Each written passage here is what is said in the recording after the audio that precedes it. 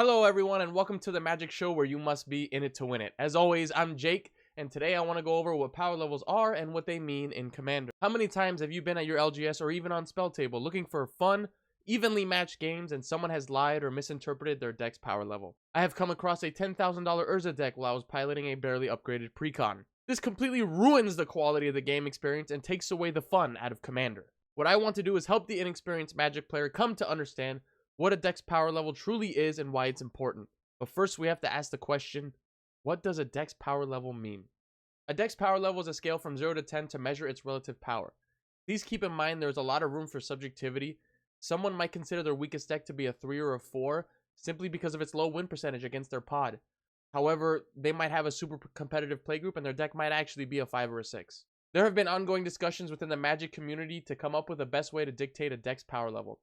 That way, when you come across a new group of players, you can ensure fair and authentic gameplay. While there might never be a surefire way to accurately gauge a deck's power level, it's better than anything brought up on the fly with no real thought behind it. Now I want to go into what I believe each power level means, and if you have any thoughts or suggestions, please comment down below to help out the inexperienced Magic players.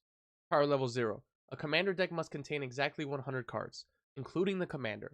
If you're playing a companion, it must adhere to color identity and singleton rules.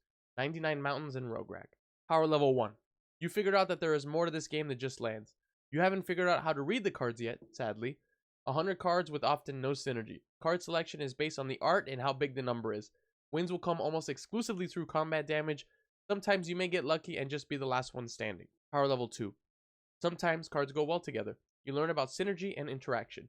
Now running with ways to remove your opponent's permanents while also running some threats yourself. You've been beat down by dragons enough to learn that evasion is important, while also learning that card advantage wins games. This is a great game, but you aren't sure if you want to spend a lot of money on it. After all, Unexplained Vision and Ancestral Recall both draw 3 cards. Power level 3. You've stopped playing piles of cards and have started sticking to a theme. You like dragons, so now every creature is either a dragon or cares about dragons. The spell package is tighter and everything runs a lot smoother. Dragons are expensive and cost a lot of colors, but the basic lands so far have been holding it down. Some lands enter the battlefield tapped, but that is okay because they gain you life. Power level 4. Weaker precons and piles of cardboard now tremble underneath the shadow of your dragon wings. There are less basics and more lands that support your colors, and more emphasis is placed on utility lands. Some cards are cut due to being inefficient and you are a little more focused on the earlier turns. Cards with CMC 1 to 3 get a little more love, and you learn that a strong early game is a pretty good sign that the late game will be strong too. You really like the art of Niv Mizzet Supreme, but learn that Tiamat is much better for a deck that has only dragons. Power level 5.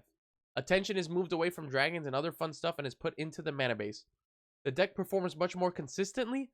Cards with multiple pips are easier to cast and come down on the curve. Pain lands and budget fetch lands are introduced to smoothen out the curve, and more efficient cards replace old friends. Unexplained Vision is definitely not being run anymore. Combos can be seen but are usually very clunky, involving multiple cards and are far from consistent. Power level 6. Combos are down to 3 or 4 cards. Tap lands with no real upside are very rare. You learn that Tranquil Cove is worse than Temple of Enlightenment. Mana values are shaved down, and cards that cost about 6 or more are immediate threats that must be answered or else the game is soon over. Combos are also cut down to about 3 cards with some ways to search for them. Winning with combat damage in a fair way becomes kind of harder. Power level 7. Every deck ever made. Scry lands are cut for surveil lands. Dual lands are fetchable, and tutors are used to increase consistency for getting out of situations or closing the game. Games are shorter than before and do not go past turn 10 without stack decks being present or unfortunate draws.